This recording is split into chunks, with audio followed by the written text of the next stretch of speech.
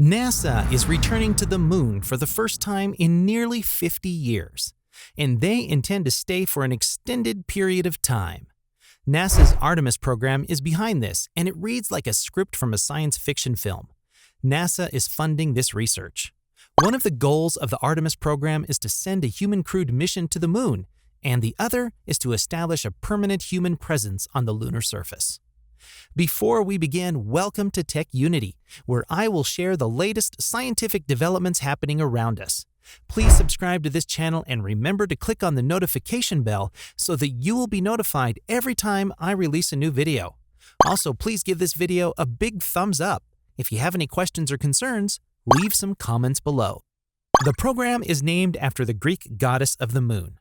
Artemis was Apollo's twin sister, and the two were very close.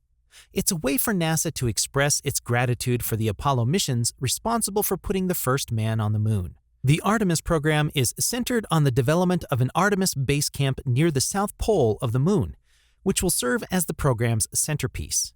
In order to support other deep space manned and unmanned missions, NASA is working to establish a human foothold on the moon as part of its long-term vision. It is also expected that the Artemis base camp will be a critical support facility for NASA and SpaceX manned missions to Mars. Humans will return to the moon for the first time in 2024, marking a significant milestone in human history. NASA's statement about Artemis. With the Artemis missions, NASA will land the first woman and first person of color on the moon, using innovative technologies to explore more of the lunar surface than ever before. We will collaborate with commercial and international partners and establish the first long-term presence on the moon. Then we will use what we learn on and around the moon to take the next giant leap, sending the first astronaut to Mars. The moon has remained unexplored for nearly 50 years following the last manned mission to Luna. SpaceX was awarded the contract to support NASA's Artemis program, beating out Blue Origin and Dianetics competitors.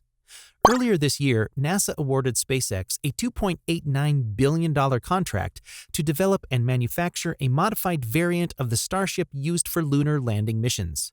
The project's initial goal is to complete 2 flights, an uncrewed demonstration mission to the moon and a crewed lunar landing mission on the moon. Astronauts from the Lunar Orbital Gateway to a base camp on the moon's surface will be transported by SpaceX rockets.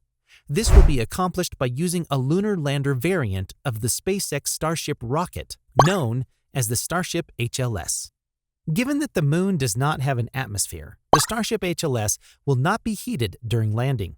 The Starship HLS will also be equipped with a special landing thruster that will be used during the descent and takeoff from the lunar surface, among other things. The Starship HLS will use its super heavy boosters to launch unmanned from Earth to achieve lunar orbit.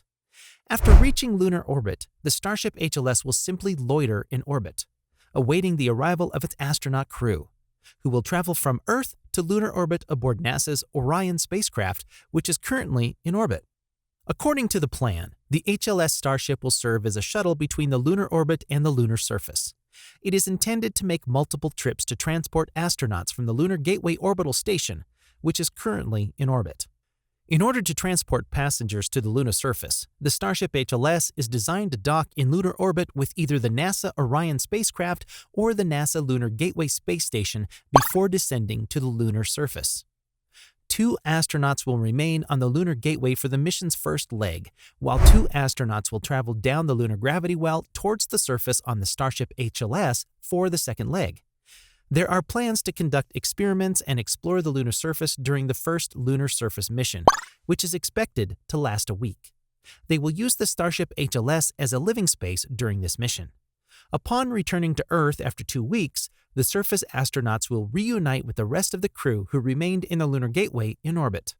The Artemis base camp, which will be located near the south pole of the moon in a region known as Shackleton Crater, is being planned for development. Shackleton Crater was a unique location because the peaks along the crater's rim are exposed to almost continuous sunlight, making it an ideal place for scientific research. The interior, on the other hand, is perpetually in shadow. In addition, NASA has discovered pockets of frozen water in that region. Shackleton Crater meets all of NASA's ideal base camp location requirements.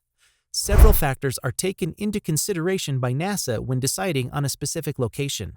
The most important are these two key characteristics. The site must receive nearly continuous sunlight to power the base and moderate extreme temperature swings. It must provide easy access to areas of complete darkness that contain water ice. Having access to water ice will aid the Artemis base camp in its goal of self-sufficiency. Life support for astronauts is at the top of the priority list for the Artemis base camp, which would be a lunar surface habitat explicitly built to host astronauts. Power, waste disposal, communications infrastructure, radiation shielding, and a landing pad will be required for the facility.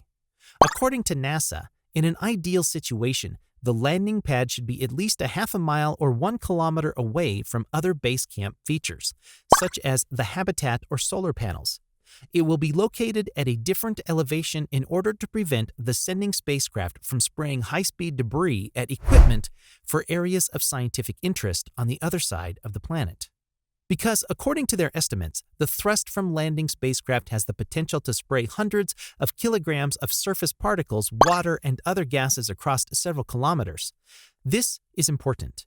If possible, you want to take advantage of natural landforms such as hills that can act as barriers to contamination to reduce the impact of contamination on the South Pole site.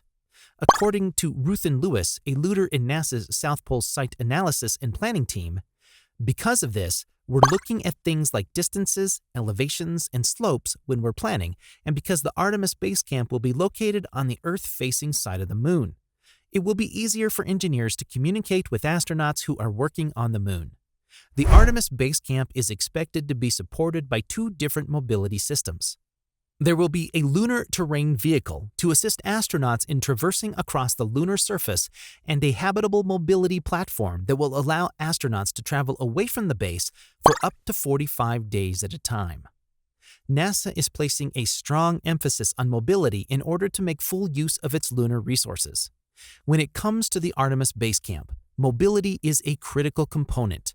Robust mobility systems will be required to explore and develop the Moon.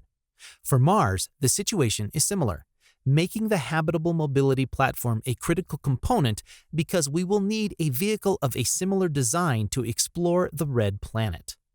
This excerpt is taken from a 13-page NASA report made available to the public, which outlines the agency's plans for a moon base. Artemis base camp will eventually include a hopper that will be capable of delivering science and technology payloads to any location on the Moon. Artemis base camp will serve as the operating base, with the crew refueling the ship using fuel sourced from the area. The space agency also plans to establish a lunar far-side radio telescope that can be operated remotely from Artemis base camp, effectively serving as a sort of backyard radio telescope for the Artemis base camp itself. The Artemis base camp is part of NASA's larger vision to develop infrastructure for deep space missions, including the International Space Station. This moon base will serve as a proof of concept for establishing long-term outposts on the outer reaches of space. The Artemis base camp will directly fuel the development of technologies and innovations that may one day help colonize Mars. This is only the first of many steps that humanity will take on its journey to discover the final frontier.